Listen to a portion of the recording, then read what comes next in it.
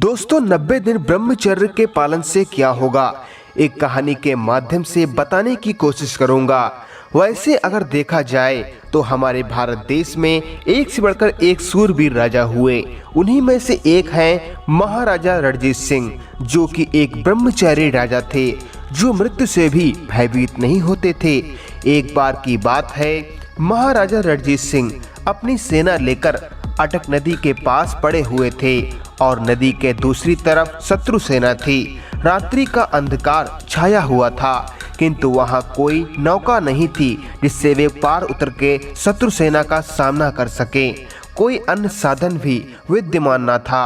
बड़ी कठिनाइयां थी कि क्या किया जाए।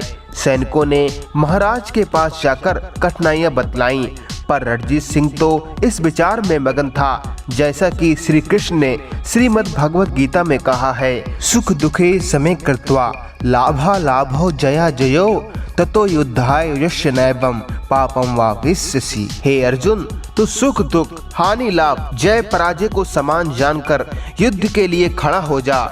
इस प्रकार की भावना रखने से तू पाप का भागी नहीं बनेगा। सो महाराजा रणजीत सिंह इसी विचार में मगन थे। उन्हें न विजय की प्रसन्नता थी और न पराजय का शोक। वह अपने ही विचार में लीन थे। उन्होंने अपनी सेना से कहा, जाके मन में अटक है बाको अटक यहाँ, जाके मन में अटक ना बाको अटक कहाँ। इतना सुनते ही फौज नदी में कूद पड़ी और दूसरी पार उतर गई। उसे देखकर दुश्मन की हिम्मत टूट गई। उन्होंने सोचा कि जब ऐसे विशाल दरिया को नाव आदि के बिना ये लोग पार करके आ गए तो इनका मुकाबला करना नामुमकिन है। बस दुश्मन भाग गए और मैदान रणजीत सिंह ने जीत लिया। इसीलिए कहा जाता है कि ब्रह्मचर्य धारण करने वाला साधक किसी के अंदर भी उत्साह उमंग साहस जगा सकता है। इसीलिए कहा जाता है, आयुष तेजो बलम वीर प्रज्ञा श्रेष्ठ यश स्थिता पुण्यमच सत्य प्रिय त्वमच वर्धते ब्रह्मचर्य। अर्थात ब्रह्मचर्य के अभ्यास से आयु, तेज, बल, पराक्रम, बुद्धि, धन, यश, पुण्य तथा सत्य प्रियता की वृद्धि होती है। भारत के मशहूर दारा सिंह को ही देख लो। उन्होंने ब्रह्मचर्य के पालन से ऐसी अद्भुत शक्ति प्राप्त कर ली कि उन्होंने 500 मैच रेसलिंग के खेले और एक मैच में भी उन्हें पराजय का सामना नहीं करना पड़ा।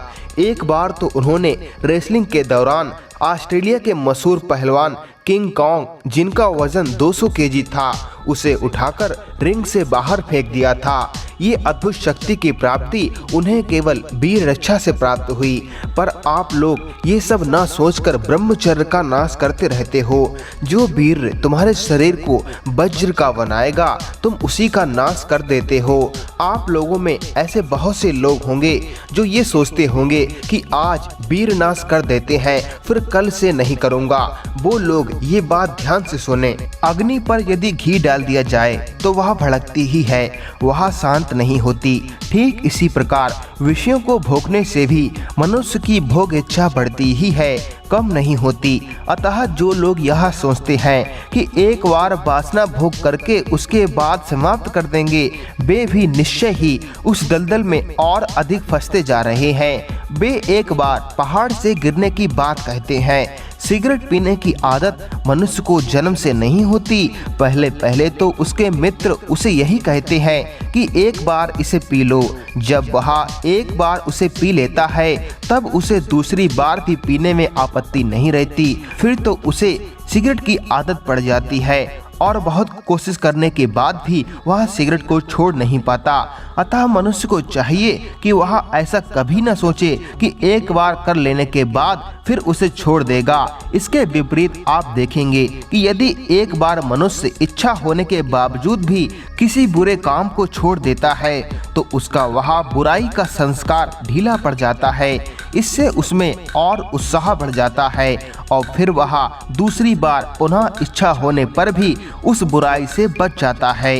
इस प्रकार पुनः उत्साह तथा मनोबल के बढ़ने से वह उस संस्कार के पंजे से छूट ही जाता है।